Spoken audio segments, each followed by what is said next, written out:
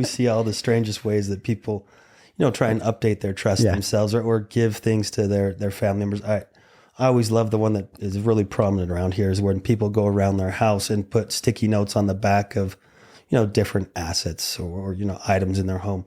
Yeah, Give the grandfather clock to so and so, and give the Christmas ornaments the tote of Christmas ornaments go to Shirley and the whatever. Yeah. Yep. And then when they get there and get to that time when they pass away and all those notes are gone or changed or have fallen off.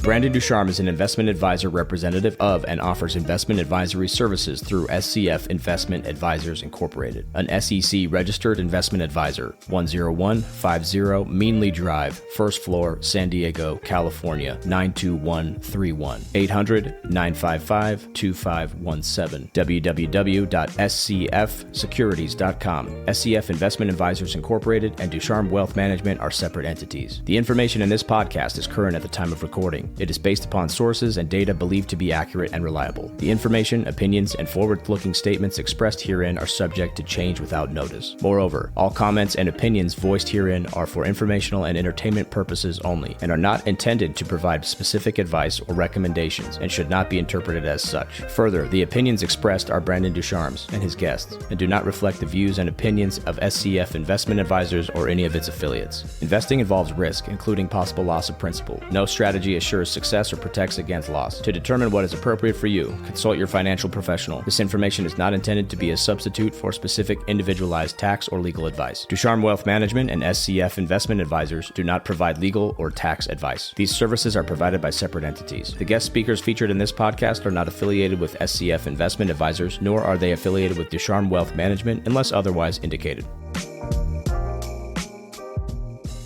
Me and Carissa were talking, and we talk about behavioral finance a lot because it drives so much of the result that people have over time with their financial experience, right? Whether it be dealing with insurance products outside of an investment portfolio or dealing with their investment portfolio or the transfer of their wealth between generations, right? Behavior is such a alpha generator, positively or negatively, that people can have, even more so sometimes than the selection of the investments, right? Mm-hmm. So when I was in corporate America, one of the things that we used to say was control your controllables, right? So you can't control, like you can try to pick good stocks, you can try to do these things or run the coolest strategy.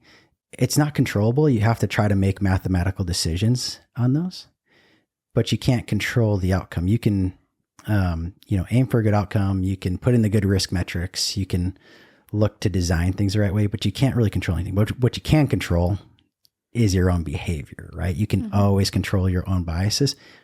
Extremely hard, almost impossible for some people, but it is a controllable. And so as Chris and I were talking, we thought, what's an outside voice on finances? So someone that's not a financial planner, right? Advisor. Yeah, someone that's not a financial advisor. You're not directly so not another financial planner, not maybe a banker even or something like that, but somebody that would have probably a lot of experience coaching people through or observing different behaviors and biases and decision-making processes that people have. And we thought, you, Thomas Crofts, as an attorney, and especially an estate attorney, you've probably observed a number of behavioral, I'm going to call them errors that people have, right? Or biases is what they are, but they lead to errors or not doing the things that they should because they have these emotions or behavior sort of built in. Yeah. So I think, when it comes to behavior finance, we all have like these money scripts that are kind of built into our minds or the way that we perceive things around money and finance. And it typically starts and is kind of ingrained into us when we're kids around like the age of 7. And so by the time we are actually in charge of our own finances and going about doing things, we have these tendencies kind of ingrained in us already in these behaviors, and it can really impact our day-to-day life. It can impact that whole aspect of our finances. And so, yeah, when we were talking about it, we're like, well, Thomas would have a lot of unique experiences, I'm sure, that that you could share around creating estate plans and like probate experiences with the families and with the people who are actually creating that estate and legacy plan. Just, as you're helping your clients through that process, what does that look like? What are those tendencies? And then how do you help people work through those maybe misconceptions and those biases to get them to the plan that's actually best for them? Yeah, absolutely. And this is something I do every single day, it seems. And as an attorney, and especially an estate planning attorney, it's very unique because other attorneys, they focus maybe on a contract, a business relationship, but they don't get to know everything else about that person. And as an estate planner, one of those key concepts that I really do focus on when I have persons come into my law firm is I have to get to know them. I have to get to know them personally. I have to get to know their family, their structure, the politics, because they're going to be selecting people to make decisions for them when they're ill, incapacitated, when they pass away. They're going to be having full control over the money. So I really need to know the decision makers, the children. We're going to focus on knowing if they have money problems, if they have alcohol, gambling problems. So as an estate planning attorney, I actually get to know my clients. And that's one reason I really enjoyed getting into estate planning versus the other areas of law is, hey, I could ask any question that I wanted, and I do, so that I get to know them. I get to know their behaviors, their family members' behaviors. So if we plan it right, then they will have the very best outcome possible. And over the years, I've found that information is key. So many of these people, estate planning, or, all these different investment vehicles, they have very little knowledge or interest in. And they've been going to a bank their whole life and just putting their money in a savings account or a checking account. And they have no idea what to do with it. And it's, I would say it's not really common for them to do much more than that, or they're working with advisors that are there for 2 years and then they go on to something else, versus really going out and getting truth, getting the information, understanding the information, and then being able to apply that to their own family situation. So a lot of it is getting to know these people and then taking the time to educate them so they understand all these little moving pieces. They don't have to understand it exactly right, but if they come close enough, then we can really craft an estate plan that matches them.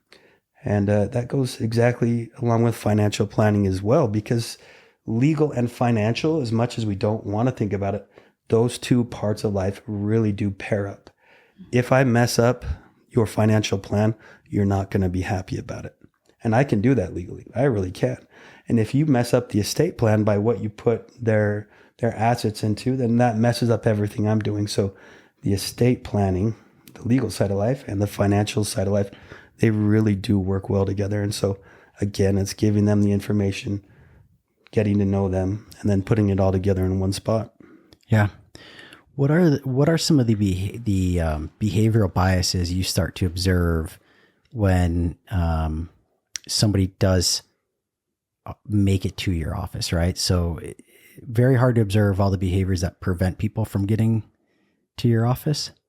But once they're there and you start talking through what is an estate plan, what are their needs are, and you're asking them the questions, what are the behaviors that you start to see sometimes that are very detrimental to them getting to that successful outcome? Well, number one, strangely enough, many people have a little, they're a little bit afraid of attorneys. And I don't know why it is, because we're just all people just like everybody else. There's nothing really special about us, but they hold back and they're not exactly sure what to do or what to say.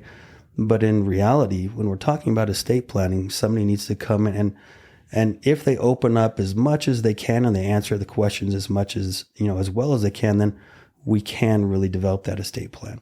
And so that's a behavioral bias, I would say, is, being a little bit afraid about the attorney, a little bit afraid about the cost that's associated with it. The great thing about St. George's is our costs are a lot less than in big cities to get these basic estate plans done. There are basically two reasons that we have estate plans in St. George, and these are two reasons that you'll have to go to probate. And of course, you know what probate is. It's where a judge, somebody who you don't know, most likely makes a decision on who gets your assets when you pass away, or helps you, if you're incapacitated. Well, those two things are if you have real estate, even if you have a 5-acre piece of land in the middle of Iron County that's worth $10, if you have a piece of real estate, then you have to go to probate to be able to sell that.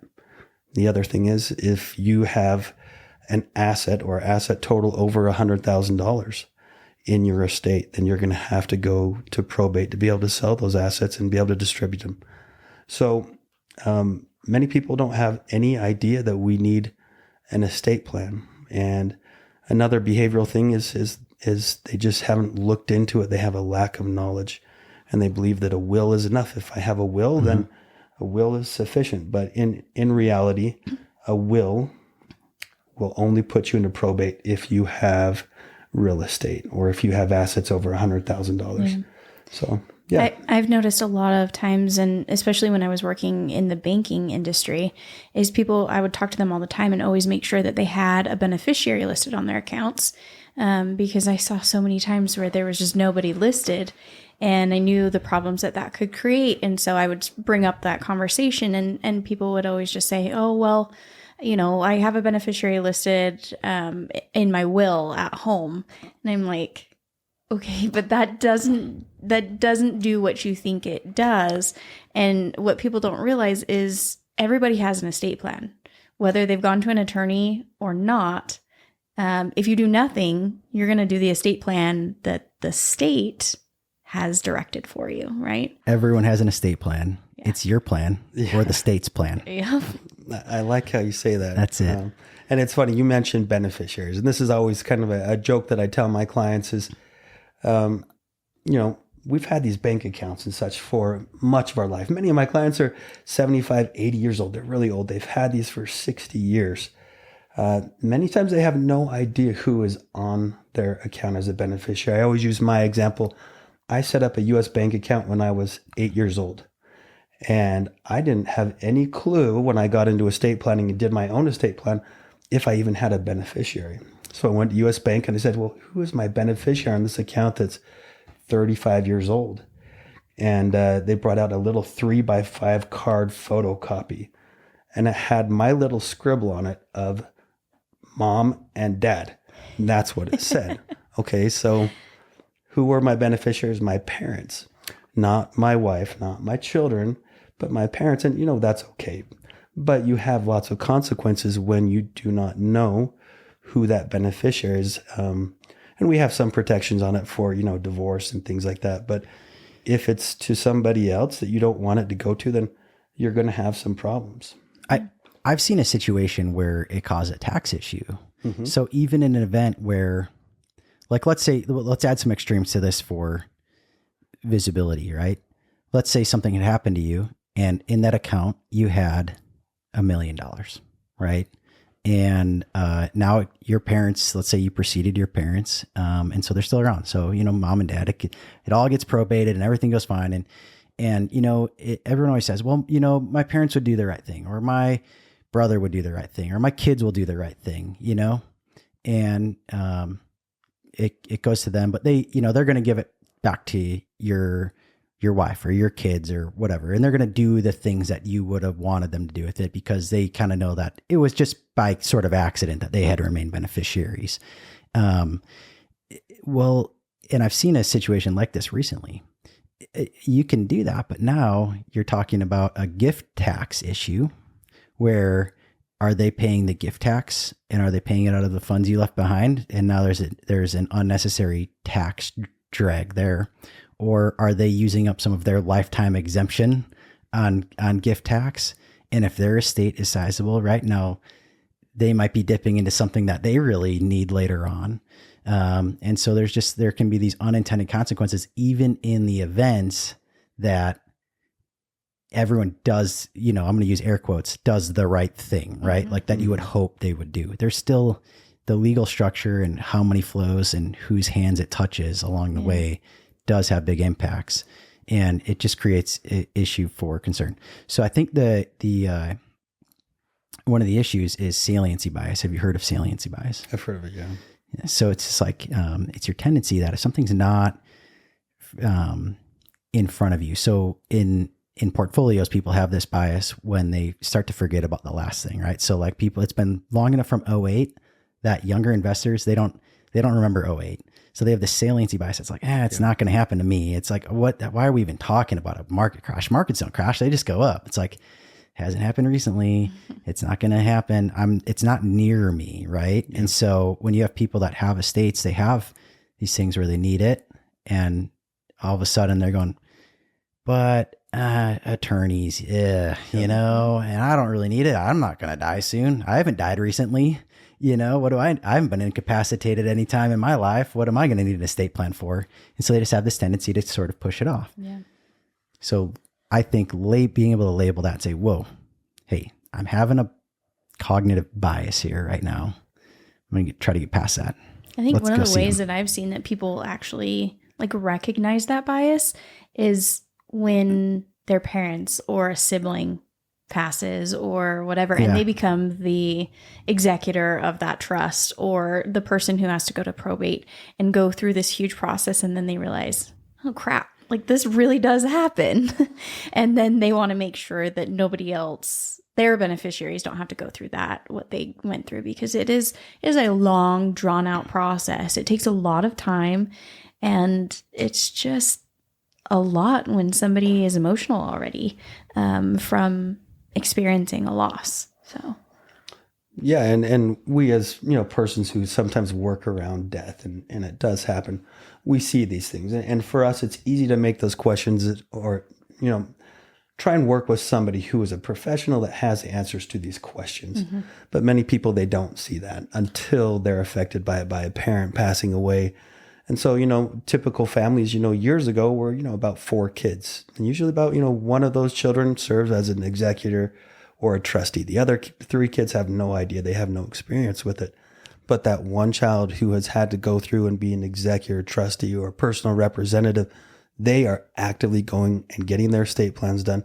They are actively updating their estate plans, and they're having a really good outcome. The other ones, they either don't have an estate plan at all, or they get one and they don't change it for 20, 30 years, and they don't keep up with our, most recent tax law. And if we don't, then there are some massive impacts with that as well. And it's not something I want you to ever, get done and then focus on every other day for the rest of your life. I want you to find a really great attorney, and then do the estate plan with them, and then rely on them to contact you when the law changes. And then understand, and you have an education enough to contact them, that when your life changes, you need to update that in your estate plan as well. Yeah. But yeah, it's one of those necessary evils. It's something we've made way too complex, but if we do it correctly, then we can have a good outcome. So that's what we focus on. Yeah. I feel like I'm trying to think of some of the other like behavioral finance biases or things like that could tie into estate planning. And I think like confirmation bias is another one, that people have heard something before, and then, like they do some research and everything they find directs them to that, to confirm that information, whether it's accurate or not. Do you run into that scenario with estate planning? Absolutely. And so much of estate planning, of people's knowledge of it is what they hear over the dinner table or in talking with friends. One of these really, interesting things that we see happen is when a parent is starting to get up there in age and the kids start getting a little bit more worried about what's going to happen with everything. Mm-hmm. Can they make their own decisions? Can they not make them? And so the parent goes, well, if we just get you put on my bank account, then you can take care of everything. So let's go into the bank. Let's have you sign up as a joint account holder. You have full access to everything. You can pay my bills. Everything is great. And of course, there's a major difference between a joint account holder and a signer or somebody else who has power of attorney. And so, oftentimes these parents will go throughout their life, they'll put a bunch of money in this joint account with the child. But when the parent passes away, that account is absolutely not going to go to the other 5 kids. It's going to go to that one child who is on the joint account. And even if the kid does the right thing, quote, air quotes here, right thing, potential tax implications. Or the kid can just walk away with it. Yeah. They didn't have anything in the account. Well, even if, they could say that, or they could say that's the old gold coins dilemma for most. What do you, dad never, dad, mom and dad never had any. There's nothing there, right? But sadly, this is what destroys families. And so, if anybody's listening to this, just go and get the right information. Sit down with somebody who knows. And this is why I always encourage my clients, go get the information from the very best source, whoever it is. And then you can understand it. You can make those changes to your life and improve your result. Mm-hmm. So I think the biggest behavioral bias I've observed around estate planning, when I observe that I think somebody really needs to visit with an attorney or just revisit their estate plan amongst themselves and rethink a couple things, is anchoring bias, right? And we say this not to, if you're listening, like, oh, everyone is, does the wrong thing or whatever. Some people do the right thing, but we're trying to label a couple of these biases again, so that if you're listening to this, hopefully you have the ability to have a bearing check with yourself right now and say, that might be me. I may want to just inventory that with myself and act differently. So anchoring bias is when somebody tries to use limited information to make a decision, right? Mm-hmm. And so where you see that play out when it comes to estate planning is they say, well, I don't need I don't need a trust. I just wrote a will. Right? Or I wrote my own trust. It has my will, my power of attorney, my advanced healthcare directive. It's all here in my trust I wrote. And I go, whoa, that's not a trust, right? Or I've seen where they say, well, I don't want to go talk to an attorney because they're always trying to sell me a trust. And I don't need a trust. I just need a will. And I go, you don't necessarily know that, right? I don't necessarily know that. I'm not an attorney. But I think trying to make a decision based upon you're worried somebody's going to sell you something or something to that effect. You're trying to make decisions with a limited amount of information that you have that is now manifesting in that I do know enough to know that most people need something a little bit more than a will, right? And at a minimum, it's very prudent for most people to have, durable power of attorneys in place and that kind of stuff, right? So anchoring bias, how often do you see that? Well, I see it quite often. And it's very unfortunate because these are people that are also out there giving a lot of advice to others. Okay. But, in our community and in most other communities, there is a free consultation with professionals. And so go in and ask all the questions that you can.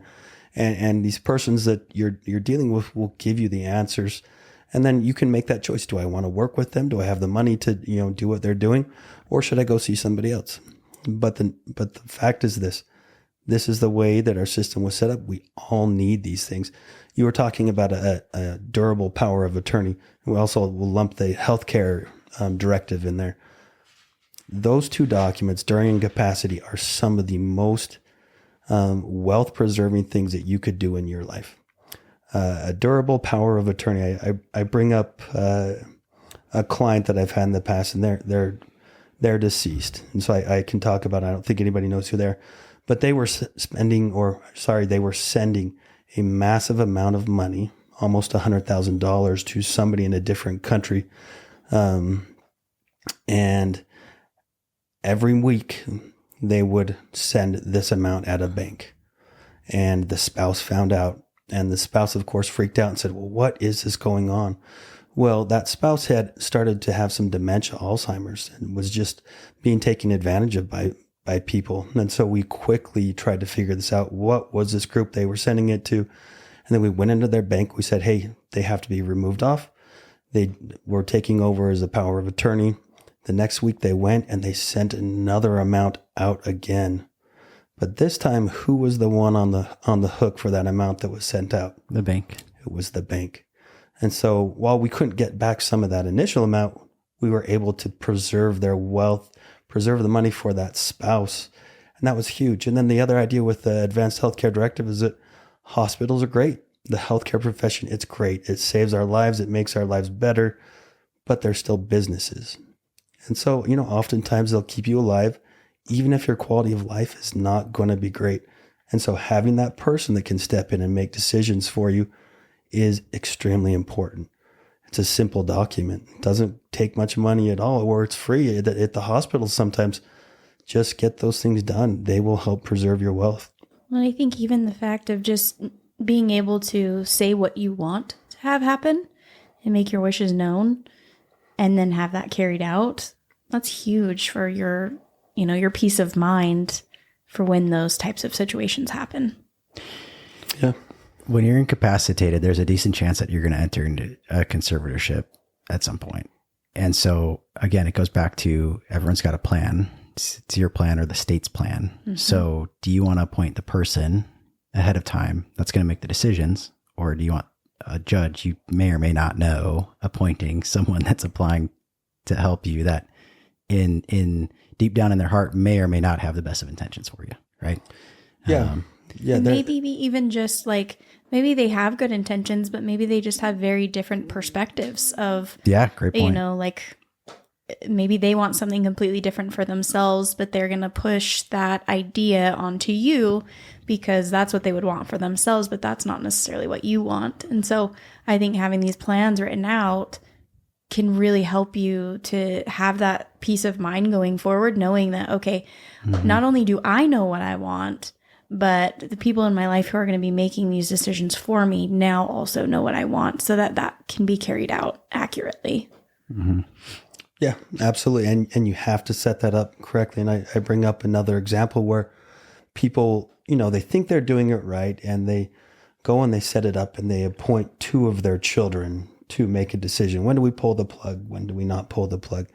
And then when it's time to make those decisions, their two children decide, hey, I want to pull the plug. Actually, I don't want to pull the plug. And then they start fighting over it. And oftentimes those are the times that the person is just languishing potentially, or they end up having to get attorneys and waste a bunch of money on who gets to decide when to pull the plug, if we pull the plug. And the whole time the winners are the attorneys and the hospital. And it's not the person that's languishing in the bed. Yeah.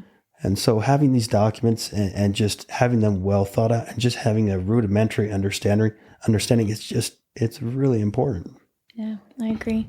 I think the strongest emotions, I think there's like 3 emotions that are super strong when it comes to finance. And I've always said, like, I think finance and healthcare bring out our biggest emotions. Those are like the 2 topics. And politics. And politics, yes. Don't forget that. I try to avoid that. Religion's a close fourth. Yeah. Yes. But the strongest emotions that I think that really impact our decisions, especially when it comes to finance and health, are fear, greed, and then anxiety and depression. And so I want to talk about those a little bit for a minute and kind of how they play into finance as well as into the estate planning. Is like, at least from my perspective, I think that fear can hold us back and make us more conservative. Greed can maybe make us, overcompensate a little bit and maybe take unnecessary risks. And then the anxiety and depression, I think, can keep us from acting, where we're just kind of paralyzed and we don't do anything. Do you feel like that translates over to estate planning as well? Yeah, absolutely. And those different emotions are shown, whether it's by the person getting the estate plan or by the persons that are affected by the estate plan. Oftentimes, it's not the people that are coming in that are having the impetus to come in. It's them being forced by their children that have had an experience, say, hey, mom and dad, go in. Or that they're worried that, hey, I'm not going to get my fully entitled share as a child, or it's going to be given to somebody else.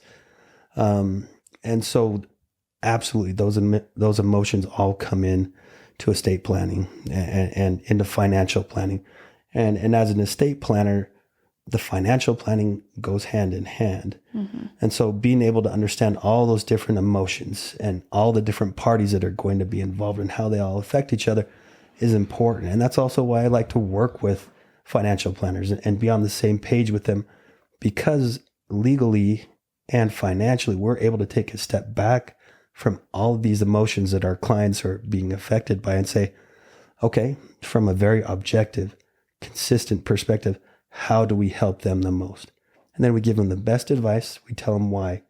And if we can remove them far enough away from the emotions, then they have the best outcome again. Yeah, I love that, because I think what I see is that we all have different preconceived notions about finance and about legal stuff. And those emotions can really cloud our judgment on making the best decision for ourselves. And that's why it is so important to reach out and to utilize professionals who do have your best interest in mind. Like for Brandon and myself, we're fiduciaries, so we have a legal obligation to do what is in the best interest of our clients. You have the fiduciary responsibility as well on the legal side of it. And so when somebody comes to us and hires us, we're able to take away those emotional barriers and really just look at the information, look at the facts and say, okay, this is what I would recommend for you, for your situation, to help you in the best way to get the results or to get to the end goal that you're wanting.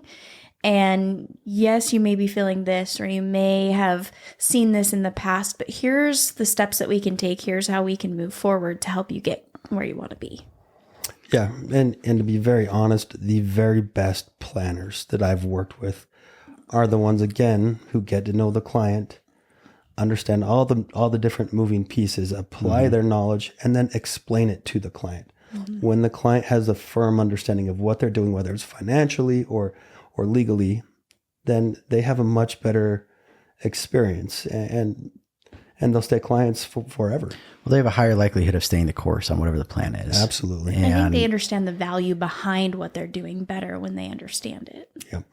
Well, yeah, and that will help retain them as a client. But if you can get them to just stay the course, like there's studies out there and stuff that here's an ironic one to think about. So Fidelity did a study of their accounts, and the accounts that actually performed the best were the accounts where people had died with no beneficiary, and people couldn't trade anymore. Like there was no one trading; it was just holding assets, right?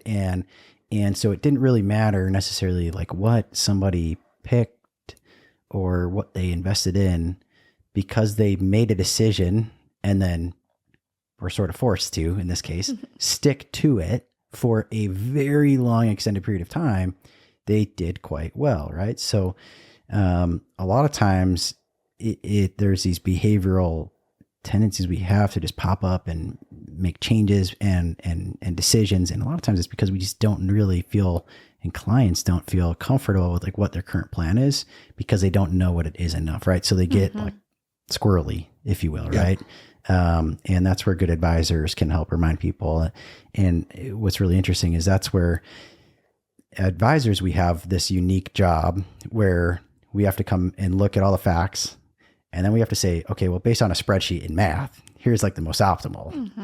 And then we have to scrap that typically and say, but no one would ever actually do that. And these clients, understanding their personality, their family dynamics, their health history, their all of these things, right? The way that they emotionally feel about money and security and all these things. Here's what we have to layer in, right? Here's what we have to coach them through. Here's how we have to plan and help them understand and be able to point back to, hey, don't be, worried about volatility right now. You have, months or years or whatever worth of expenses in, liquid assets that could be converted to pay bills and take care of all these things. Like you're not at risk of having these outcomes that you're scared of, right? That you're allowing to now drive your behaviors, which if you act on sometimes will cause and can cause the very thing that you're scared of happening to happen, because you're changing course midway through at oftentimes the most inopportune time. Yep. So. Yeah, absolutely. And I see that the same thing in estate planning. I have one client who has come in and updated and amended their trust. I think they're on amendment 14. And at least they come into you to do it. Yeah. And so they're coming into me to do it. But in those 14 amendments, I think they've reverted back to the same thing probably 7 or 8 times. And so, yeah, sometimes staying the course is great. Sometimes it's not. And that client is always fully able to do whatever they want. Yeah. But as an advisor, It's also helpful to be able to, again, fully understand our client's situation, the different motivations they have, the different pressures from family members, and then just remind them, this is the plan that you have. This is most likely going to lead to success. We don't need to change all the time. You can stay in the S&P index fund if you want, instead of, going out and choosing all the different stocks that you want. Or, hey, your initial trust, it's great.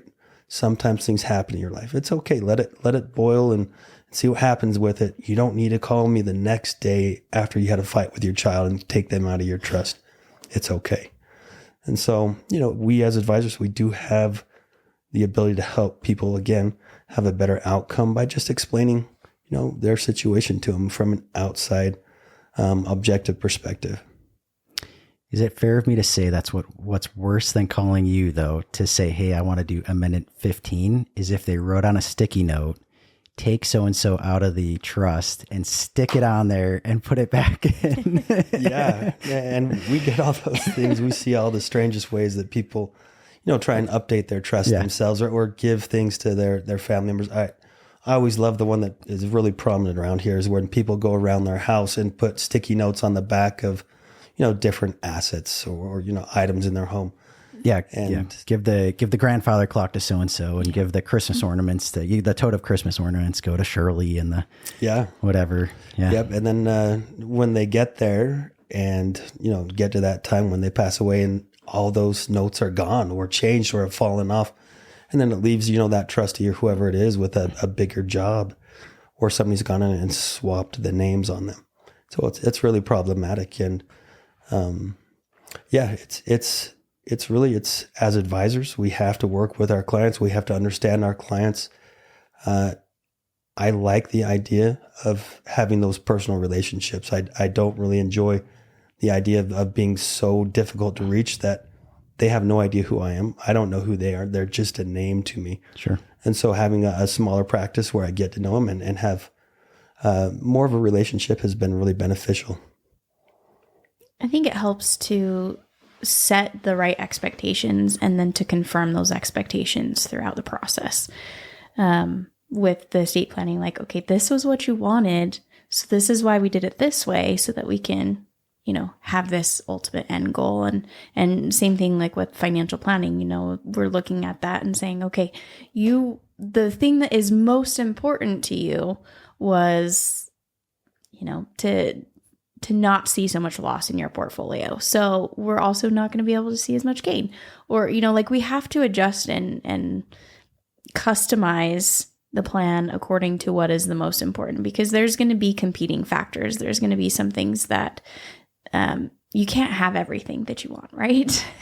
And so figuring out with the client as you're getting to know them, what their real true expectations are underneath all the fluff, what there really is most important to them, and then creating that plan according to that, I think.